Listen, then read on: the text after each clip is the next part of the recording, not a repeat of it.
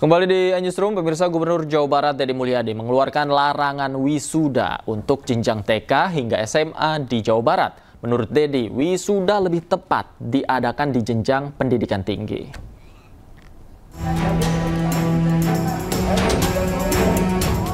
Gubernur Jawa Barat Deddy Mulyadi meminta tradisi wisuda di tingkat TK, SD, SMP, dan SMA harus dihapuskan.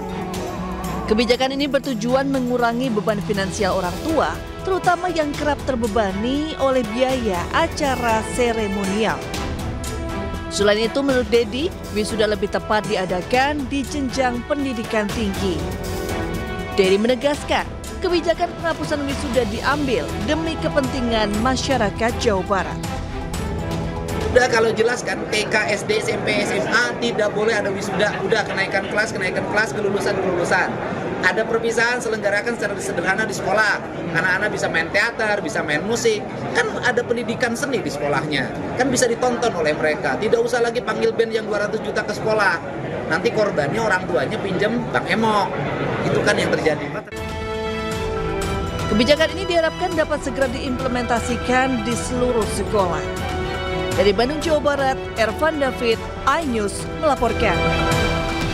Pasca konten debat Gubernur Jawa Barat Deddy Mulyadi dengan seorang remaja, warganet menyebut konten tersebut adalah settingan. Sebab menurut warganet, remaja dalam forum tersebut dinilai terlalu berani membantah Gubernur Jawa Barat Deddy Mulyadi.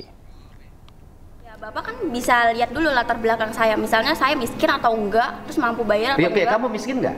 Iya, miskin. Saya mengakui. Kenapa miskin? Pengen hidup bergaya, sekolah harus ada perpisahan. Orang miskin tuh prihatin membangun masa depan. Seluruh pengeluaran ditekan, digunakan untuk yang positif. Seorang remaja perempuan dari Kabupaten Bekasi melayangkan kritikan terhadap Gubernur Jawa Barat Deddy Mulyadi terkait dengan penghapusan kegiatan wisuda dan penggusuran rumah di bantaran kali yang digencarkan Deddy Mulyadi. Usai videonya viral, kolom komentar dibanjiri beragam kritik warganet.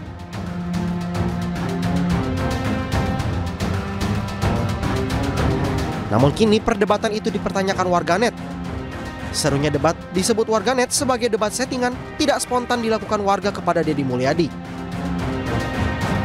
Semua murid itu biar bisa ngerasain perpisahan. Oke.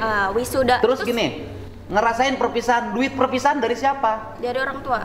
Membebani nggak? Bisa ya, membebani. Pasalnya remaja pengkritik Gubernur Deddy Mulyadi itu terdeteksi oleh warganet pernah menjadi model iklan sebuah aplikasi pinjaman. Dari sinilah beragam tanya soal debat settingan ramai diperbincangkan warganet.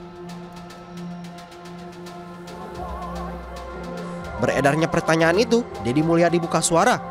Menurut Deddy, dirinya tidak pernah berprasangka buruk dan menganggap remaja itu pintar dan berani berpendapat. Terkait konten kemarin ada yang menyebut bahwa konten kreator tersebut disetting, Pak. Saya emang nggak berprasangka baik, nggak berprasangka buruk. Saya berprasangka baik, anak itu pinter. Dan anak itu berani sehingga mau menyampaikan di depan gubernur. Tetapi tugas gubernur adalah mengarahkan agar argumentasinya memiliki dasar hukum yang kuat. Pendapatnya bukan hanya dirinya sendiri. Orang tuanya boleh wisuda, orang tuanya boleh perpisahan. Cuman 1 juta doang itu bagi keluarga mereka. Tapi keluarga yang lain itu sangat berat. Deddy Mulyadi menambahkan bahwa tugas dirinya sebagai gubernur untuk mengarahkan agar anak-anak seperti remaja yang mendebatnya memiliki kecerdasan yang digunakan untuk kebaikan. Tim Liputan iNews melaporkan. Sementara itu pemirsa, pemerintah Provinsi Jawa Barat berencana menerapkan program wajib militer bagi anak-anak bermasalah, terutama yang terlibat dalam geng motor dan tawuran. Kebijakan ini diharapkan menjadi solusi tuntas untuk menangani kenakalan remaja yang kerap terjadi.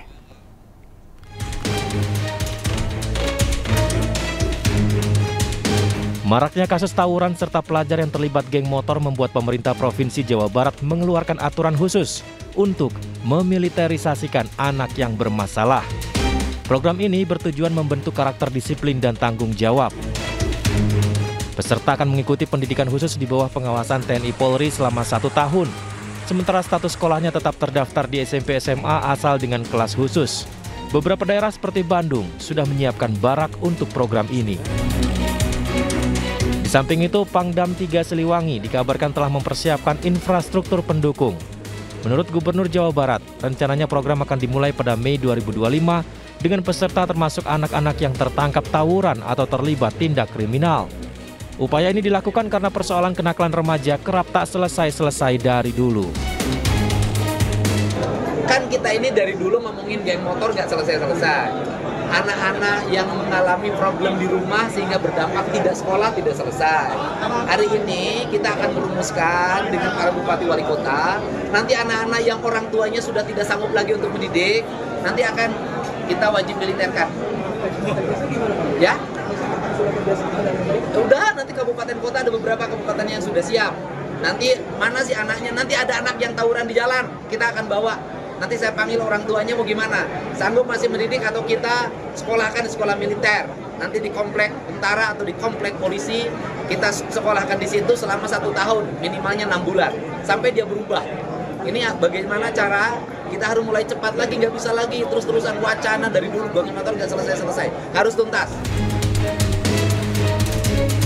Pemerintah menegaskan program ini akan dipantau ketat untuk memastikan tujuan pendidikan tercapai serta mengurangi tingkat kenakalan remaja. Dari Bandung, Jawa Barat, Elvan David, iNews melaporkan. Keluarga Mbah Tupon mencari keadilan setelah sertifikat tanah yang akan diwariskan ternyata telah berubah nama dan diagunkan ke bank. Mbah Tupon diduga menjadi korban mafia tanah dan terancam kehilangan tanahnya seluas 1.655 meter persegi. 1.655. Inilah Heri Setiawan, anak Mbah Tupon yang menunjukkan tanah milik Mbah Tupon di mana sertifikatnya berubah nama tanpa sepengetahuan Mbah Tupon. Pihak keluarga telah melaporkan kejadian ini ke pihak kepolisian. Mbah Tupon tinggal di Bantul, Yogyakarta, diduga menjadi korban mafia tanah dan terancam kehilangan tanahnya seluas 1.655 meter. Keterangan anak Mbah Tupon, peristiwa ini diawali mantan anggota Dewan inisial BR yang membeli 298 meter persegi tanah Mbah Tupon. BR kemudian menawarkan bantuan untuk memecah tanah sisa milik Mbah Tupon menjadi 4 sertifikat. Di saat waktu pengurusan yang sangat lama, tiba-tiba kemudian sertifikat berubah nama. Pihak keluarga Mbah Tupon pun menuntut pertanggungjawaban ke BR. Awalnya dulu Bapak BR itu menawarkan pada bapak saya untuk pecah waris ke 3 anaknya. Nah, setelah berapa waktu bapak saya kan menanyakan soal sertifikat itu kepada Pak BR. Kata BR, Bapak BR itu jawab, baru proses Mbah, hanya mau membantu untuk pecah waris. Soalnya dia sudah menawarkan ke bapak saya, Mbah, ini sertifikat yang seluas 1.655, di mana kalau saya pecahkan menjadi 4 ke anak-anaknya. Udah balik nama ini, ke sini. Dulu pernah sempat datang ke rumah menanyakan, mau meminta pertanggungjawaban Bapak BR. Kenapa kok bisa jadi kayak gini, Pak? Ini dulu mantan DPR. Ya, saya dan keluarga berjuang untuk mempertahankan hak miliknya bapak saya. Sudah dilaporkan ke Polda DIY. Kenyataan pahit lainnya, sertifikat yang sudah berubah nama tersebut ternyata diagunkan ke bank dengan nilai pinjaman 1,5 miliar rupiah. Kasus ini pun sudah sampai ke pihak kepolisian dan Kementerian ATR BPN.